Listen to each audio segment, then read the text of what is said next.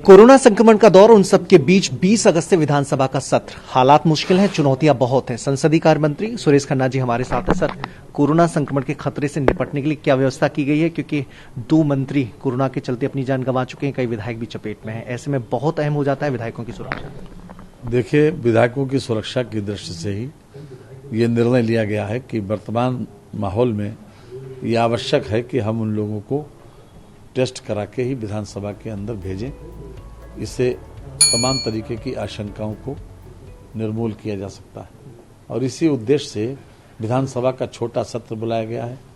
हम मानसून में बैठते हैं, परंपरागत तरीके से मानसून सत्र नियमावली में भी है और व्यवस्था भी है, तो इसलिए छोटा सत्र होगा और इसमें महत्वपूर्ण विधायी कार्य निपटाए जाएंगे।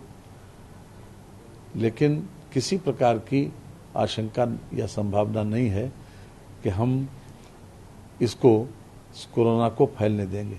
सत्र के माध्यम से हमारी हर कोशिश है, हमने टेस्ट के साथ साथ इंफ्रारेड थर्मामीटर से विधायकों की जो लोग एंट्री करेंगे विधान भवन में, उन लोगों का इंफ्रारेड थर्मामीटर से एक तरीके से प्रिलिमिनरी परीक्षण होगा।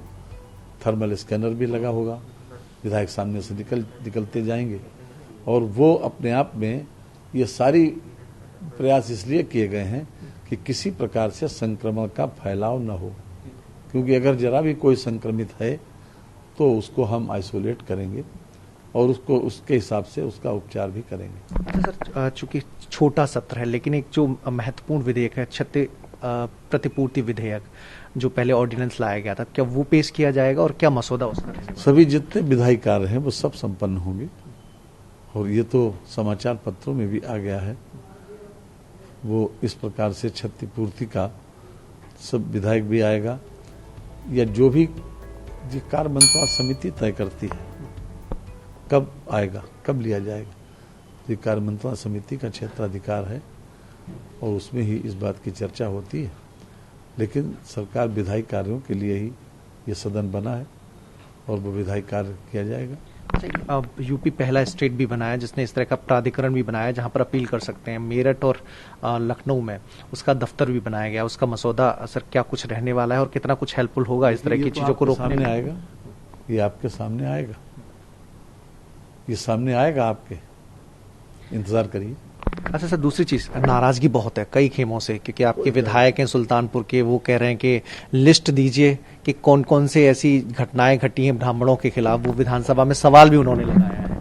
देखिए, हम ये जो है इस प्रकार की चीजों का हम संज्ञान नहीं लेते। आप एक मोटी बात समझ लें कि जिस दिन से योगी जी की सरकार आई है, मोदी जी ने एक सूक्ति दी थी कि सबका साथ सबका विकास, उसी को आधार मानकर ये सरकार काम कर रही है और किसी के साथ कोई डिस्क्रिमिनेशन नहीं है।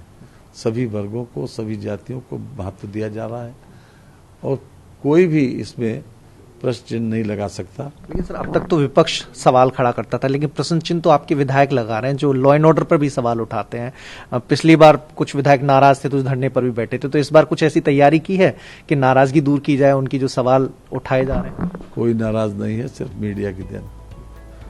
लेकिन सर, आवाज तो आ रही है, लेटर भेजा जा रहा है। हमको सुनाई नहीं पड़ती। तो सर, ऐसी नाराजगी है या नहीं है?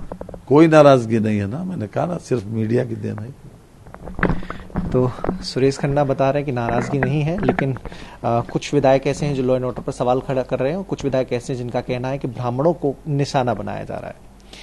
कैमरा शैलेंद्र पाठक के साथ मनीष यादव, TV9 भारतवर्ष, लखनऊ। परवाह देश की, सोमवार से शुक्रवार रात 10 बजे TV9 भारतवर्ष पर।